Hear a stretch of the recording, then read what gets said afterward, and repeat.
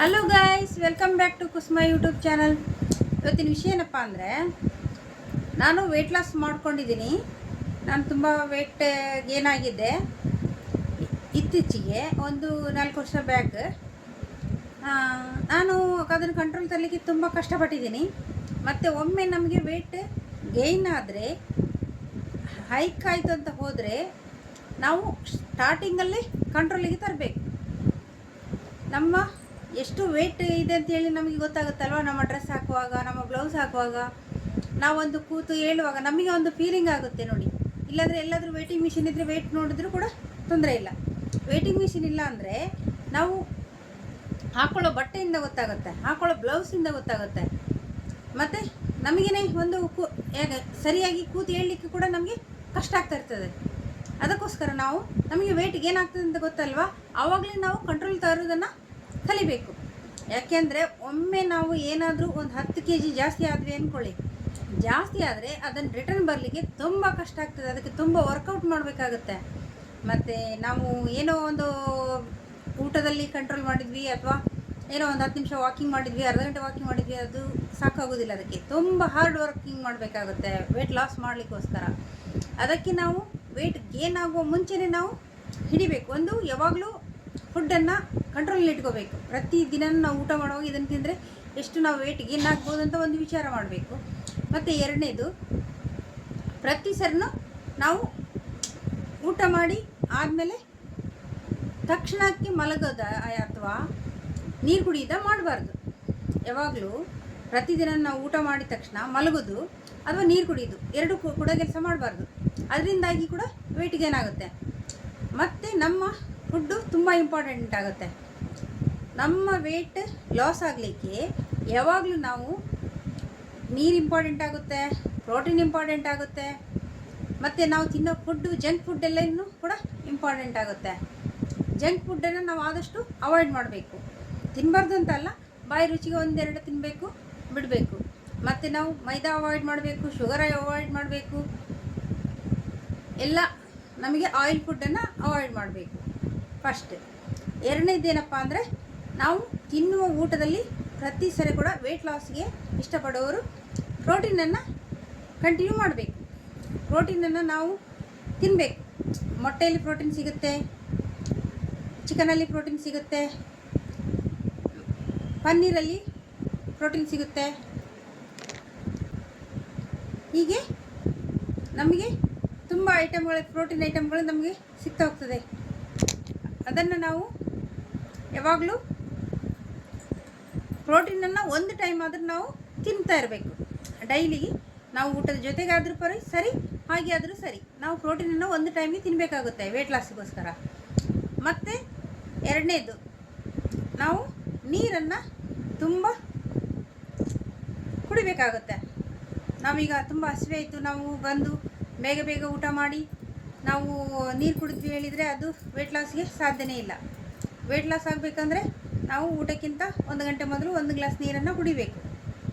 1 glass ನೀರು ಕುಡಿದು ನಾವು ಆಮೇಲೆ ಊಟಕ್ಕೆ ಹೋಗಬೇಕು. ಊಟಕ್ಕೆ ಹೋದ್ಮೇಲೆ ನಮಗೆ ಊಟ ಸರಿ ಕರೆಕ್ಟ್ ಒಂದು ಬಟ್ಟಲು ತಿನ್ನುವ ಊಟನ ಒಂದು ಅರ್ಧ ಬಟ್ಟಲಾದರೂ ತಿಂತೀವಿ.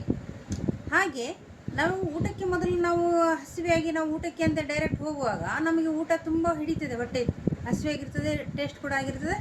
ಆಗ ನಮಗೆ ಹೊಟ್ಟೆ ತುಂಬ ತಿಂದು ಹೊಟ್ಟೆ ಫುಲ್ ಆಗುತ್ತೆ. ನಮಗೆ ತಿನ್ನೋ ಮೊದಲು ಏನು ಅನಿಸೋದಿಲ್ಲ, ಹಸಿವೆಯಾಗಿರ್ತದೆ, ತಿಂದು ಬಿಡ್ತೀವಿ.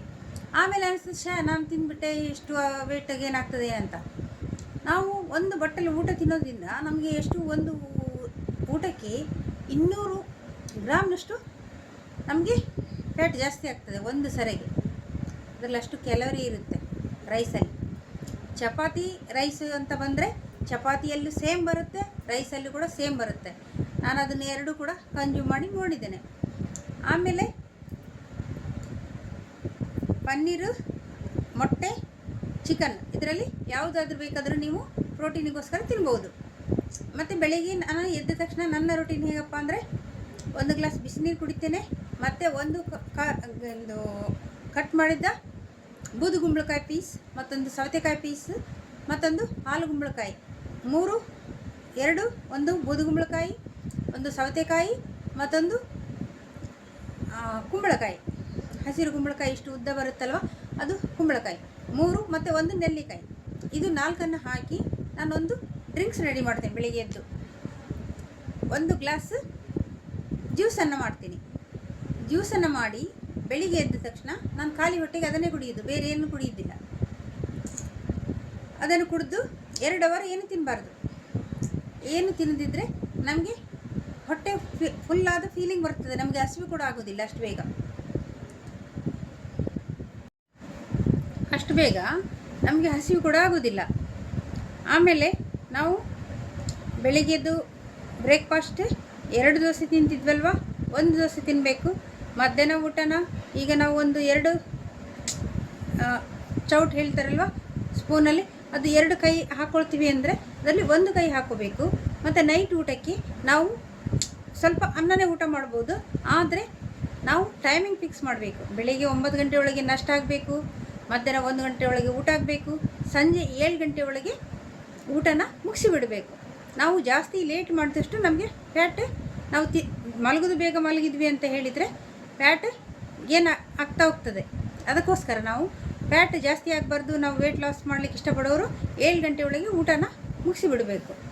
ಈ ಥರ ಮಾಡೋದ್ರಿಂದ ನಮಗೆ ಫ್ಯಾಟ್ ಲಾಸ್ ಆಗುತ್ತೆ, ಮತ್ತು ಯಾವಾಗಲೂ ಬಾಡಿ ಕಂಟ್ರೋಲ್ ಇಟ್ಕೊಳ್ಳಿಕ್ಕಾಗುತ್ತೆ, ನಮ್ಮ ಹೆಲ್ತ್ ಕೂಡ ಚೆನ್ನಾಗಿರುತ್ತೆ.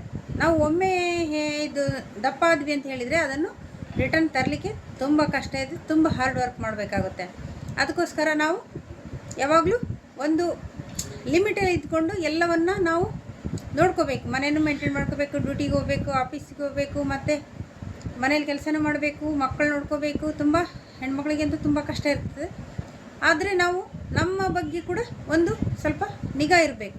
ನಾವು ಮಾಡೋ ಕೆಲಸದಲ್ಲಿ ಕೂಡ ನಾವು ಮಾಡ್ತೀವಿ, ಆದರೆ ನಮ್ಮ ಬಗ್ಗೆ ಕೂಡ ಸ್ವಲ್ಪ ತಲೆಯಲ್ಲಿ ತಗೊಂಡು ನಾವು ಸಪ್ಪರಾಗಿ ಆಗಬೇಕು, ತೆಳ್ಳಗಾಗಬೇಕು, ನಾವು ಚೆಂದ ಕಾಣಬೇಕಂತ ಹೇಳಿದರೆ ನಮ್ಮ ಬಗ್ಗೆನೂ ಸ್ವಲ್ಪ ಕೇರ್ ಮಾಡಬೇಕಾಗುತ್ತೆ. ನಮಗೇನು ಎಕ್ಸ್ಟ್ರಾ ಟೈಮ್ ಏನು ಬೇಡ, ವಾಕಿಂಗ್ ಬೇಕಾಗ್ತದೆ. ಆ ವಾಕಿಂಗ್ ಟೈಮನ್ನು ಒಂದು ಅಡ್ಜಸ್ಟ್ ಮಾಡ್ಕೋಬೇಕು. ಯಾವುದು ಸಾಯಂಕಾಲ ಆದರೂ ಸರಿ, ಬೆಳಗ್ಗೆ ಆದರೂ ಸರಿ, ಯಾವಾಗಲಾದರೂ ಸರಿ, ನಿಮ್ಗೆ ಯಾವ ಟೈಮಿಗೆ ಸಿಗ್ತದೆ ಆ ಟೈಮಿಗೆ ಅಡ್ಜಸ್ಟ್ ಮಾಡಿಕೊಂಡು ಸ್ವಲ್ಪ ಫಿಸಿಕಲ್ ಆ್ಯಕ್ಟಿವಿಟಿನ ಮಾಡಲಿಕ್ಕೆ ಇಷ್ಟಪಡಬೇಕು. ನಾನು ವಾಕಿಂಗ್ ಮಾಡ್ತೇನೆ ಡೈಲಿ, ಬೇರೆ ಏನು ಮಾಡಲಿಕ್ಕೆ ನನಗೆ ಟೈಮ್ ಸಿಗೋದಿಲ್ಲ. ನಾನು ಕೂಡ ಆಫೀಸಿಗೆ ಕೆಲಸಕ್ಕೆ ಹೋಗ್ತೇನೆ, ಅದಕ್ಕೋಸ್ಕರ ನಾನು ಕೂಡ ಫ್ರೀ ಇರೋದಿಲ್ಲ. ನಾನು ವಾಕ್ ಮಾಡ್ತೇನೆ, ದಿನಕ್ಕೆ ಅರ್ಧ ಗಂಟೆ ವಾಕ್ ಮಾಡ್ತೇನೆ. ಮತ್ತು ನಾನು ಆದಷ್ಟು ಜಂಕ್ ಫುಡ್ ಇಷ್ಟಪಡೋದಿಲ್ಲ, ಮತ್ತು ಜಾಸ್ತಿ ಏನನ್ನು ತಿನ್ನಲಿಕ್ಕೆ ನಾನು ಇಷ್ಟಪಡೋದಿಲ್ಲ. ನನಗೆ ಬಾಡಿ ಮೇಂಟೈನ್ ಆಗಬೇಕು, ಚೆನ್ನಾಗಿರಬೇಕು, ಹೆಲ್ದಿನ ಆಗಿರಬೇಕು, ಎಲ್ಲ ವೆಯ್ಟ್ ಲಾಸು ಕೂಡ ಆಗಿರಬೇಕು. ಅದನ್ನು ನಾನು ಕಂಟ್ರೋಲಲ್ಲಿ ಇಡಲಿಕ್ಕೆ ಯಾವಾಗಲೂ ನನ್ನ ಕಡೆಯಿಂದ ನಾನು ಇಷ್ಟು ಹೇಳಿದಲ್ವ, ಇದನ್ನು ನಾನು ಮಾಡ್ತಾಯಿದ್ದೀನಿ. ನಿಮಗೂ ಕೂಡ ತಿಳಿಸೋಣ ಅನ್ನಿಸ್ತು, ಅದಕ್ಕೋಸ್ಕರ ನಾನು ತಿಳಿಸಿದೆ. ಮಾಹಿತಿ ಇಷ್ಟ ಆದರೆ ಲೈಕ್ ಮಾಡಿ, ಶೇರ್ ಮಾಡಿ, ಕಮೆಂಟ್ ಮಾಡಿ, ಪ್ಲೀಸ್ ಸಬ್ಸ್ಕ್ರೈಬ್ ಮಾಡಿ. Thank you for watching.